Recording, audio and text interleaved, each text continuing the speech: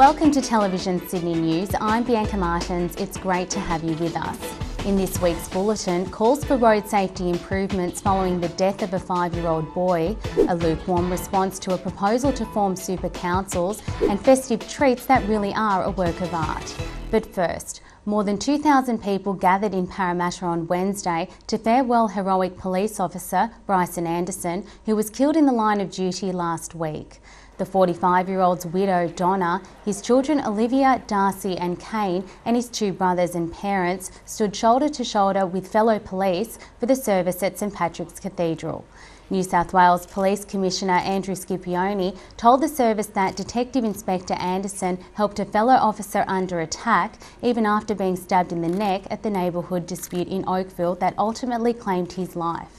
Commissioner Scipione presented Detective Inspector Anderson with a posthumous National Police Service Medal as well as the Commissioner's Valour Medal for exceptional bravery. Eulogies were given by Detective Inspector Anderson's brothers Damien and Warwick and his wife Donna. Among the mourners were 1,000 uniformed police officers, Police Minister Michael Gallagher, Premier Barry O'Farrell and New South Wales Governor Marie Bashir. More than $100,000 has been donated to a memorial fund set up to help Detective Inspector Anderson's family. There have been calls to improve safety at a Kingsgrove intersection after the death of a 5-year-old boy on Tuesday. Kingsgrove Public School student Kevin Quintal was struck by a 4-wheel drive on Kingsgrove Road as he made his way to kindergarten. The 42-year-old driver of the vehicle was taken to St George Hospital suffering shock. Kevin was with his mother Marilyn and his 2 younger siblings at the time. Nearby resident Monique Cramond ran from her house after hearing screams and tried to keep the boy in the recovery position until paramedics arrived. She now hopes safety improvements will be made to the intersection at Vivian Road to avoid a similar tragedy. Police say it is too early to speculate on who was at fault. A plan to create so-called super councils has received a lukewarm response in Sydney's southwest. Campbelltown and Camden councils are not rushing to embrace amalgamation, which is one option currently before an independent review panel set up to look at the structure of local government. Campbelltown Council's General Manager Paul Tozzi says the council has a wait-and-see approach to any plan to merge with other councils in the Macarthur area. Camden MP Chris Patterson and Mayor Lara Simkoviak have also declared their opposition to forced amalgamations. 114 hectares of bushland near Penrith will be rezoned for agriculture after Penrith Council rejected calls to preserve it. Councillors and residents opposed to the plans say the land at Cranebrook and Castlereagh is home to many endangered species of birds and reptiles. Councillor Michelle Tormey says woodland found there is not seen anywhere else in the world. The plan will be exhibited in February and needs state government approval to go ahead. Up to 7 established businesses at Moorebank could be demolished to make way for a Dan Murphy's liquor store. The proposed development backs onto a local school and is within metres of a community library. Local restaurant owner Stan Davidson says he would be forced to shut up shop if the plan goes ahead. He says there's another Dan Murphy's just 6 kilometres away and 2 other liquor stores within walking distance.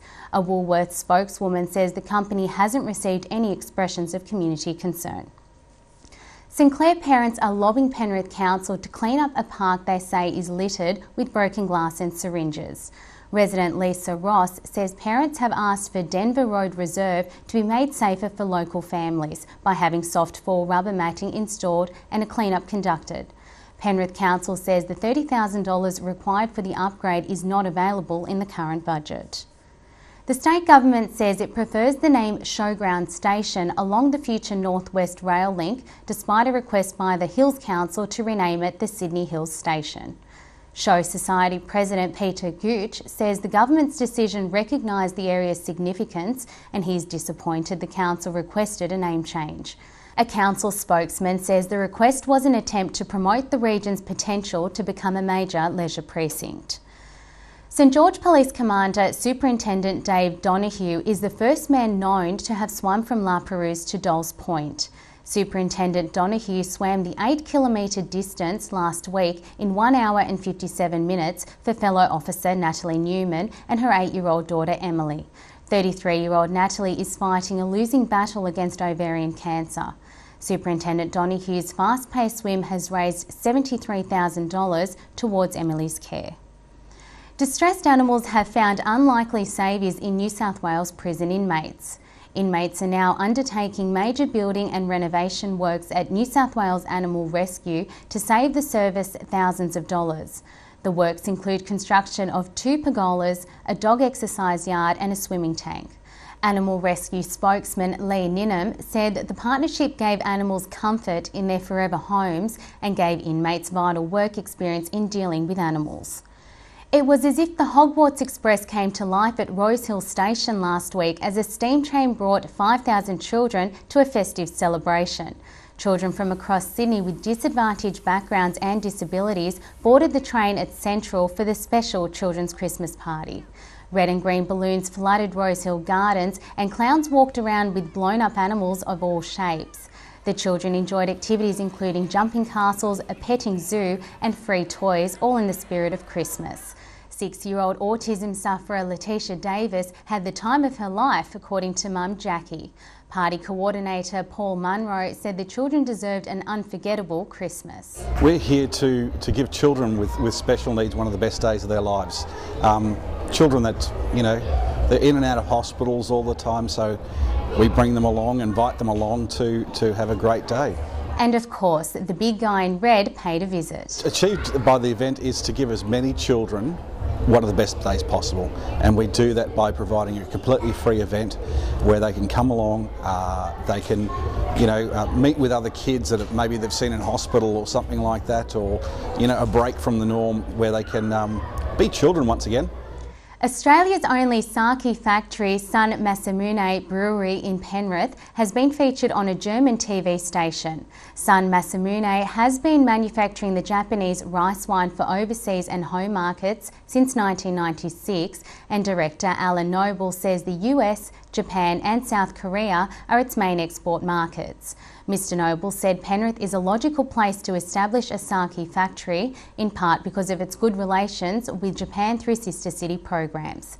The factory was recently featured on German international broadcaster Deutsche Welle's World Stories program, which will be aired on TVS on Monday. At 236 days old, this kangaroo Joey isn't quite ready to race Santa Claus through the blazing sun. But should Santa come looking for Hamish next year, he will be in Central Gardens in Marylands with his 14 bouncing pals. Central Gardens animal keeper Rebecca Clarick says a friend has been caring for the tiny marsupial at home. He was thrown out of his pouch by his mother, and we brought him back here to Central Gardens. He's currently being bottle fed by staff here and will eventually make his way out into the exhibits with the other animals. The garden's newly refurbished enclosures were reopened last Saturday and include 2 new aviaries, predator-proof fencing and new signage, seating and paving. And in sport, rising soccer star Aaron Moy has made the perfect start to his international career with 2 goals in 2 matches for Australia at the East Asian Cup qualifiers in Hong Kong. The 22-year-old from Blacktown opened the scoring for the Socceroos in the 12th minute against Guam when his 30-metre free kick hit the underside of the crossbar and bounced over the line. He was rewarded for his strong performance and started the following game against Chinese Taipei, where he scored another long-range free kick. Despite not scoring yet for his club team, the Western Sydney Wanderers coach Tony Popovich backed the midfielder to overcome jet lag and play a key role in Saturday's derby match against Sydney FC. Chris McCormack has twice conquered the most gruelling endurance event in the world, the Hawaiian Ironman, but it was the Royal Challenge in Sutherland Shire that brought about his downfall. The 2-time former world Ironman champion needed rescuing during the surf paddle in his only previous attempt 2 years ago. McCormack will try his luck again in the same event on Saturday, which involves a 12.5 kilometre paddle, a 21 kilometre run through the Royal National Park and a second 12.5 kilometre paddle to Gunnamatta Bay. A confident McCormack has just returned from winning the Phuket Ironman in Thailand. Jake Doran was just 12 when he first played grade cricket and 14 when he became the second youngest first grade player in Sydney Cricket Association history. Now 16, Jake plays with Fairfield Liverpool Cricket Club along with brother Luke, a top spin bowler. The club's president, Richard Cook, says they're fortunate to have brothers of the Dorans calibre. A wicket-keeper and left-handed batsman, Jake is set for a long innings in first grade, while Luke is on a Cricket New South Wales rookie contract and is possible future Sheffield Shield player. Jake is captain of the New South Wales Under-17s team playing at the National Championships this week in Hobart. And finally, cake decorating instructor Amanda Wilson is delighting those with a sweet tooth across Western Sydney this Christmas. Alison is running festive workshops for home bakers at Castle Hill in the lead up to Christmas. They focus on teaching students how to whip up a delicious festive cake that really is a work of art. Modelling cakes have just taken off unbelievably, and there's really no limits anymore. So there's so many new products out there and new technology that you can create anything, and it's absolutely amazing. Students learn intricate crafting skills that turn their plain Christmas fruitcakes into festive centerpieces over 2 to 3 lessons. To make a cake like this, it would take approximately 8 to 10 hours. You would first assemble your cake and then cover it in your modelling chocolate or fondant. Then you would do all the finishing touches. So you would apply like your skirt, model your hands, the face. You'd have to model all the hair individually, and then kind of get this messy look with your modelling chocolate. Each lesson is based on teaching students valuable cake decorating skills to take home and use to build their next edible masterpiece. That's all for this week's bulletin and the last television Sydney news for 2012. From Fairfax Community Newspapers and all the news team here at TVS, have a safe and happy Christmas and a peaceful New Year.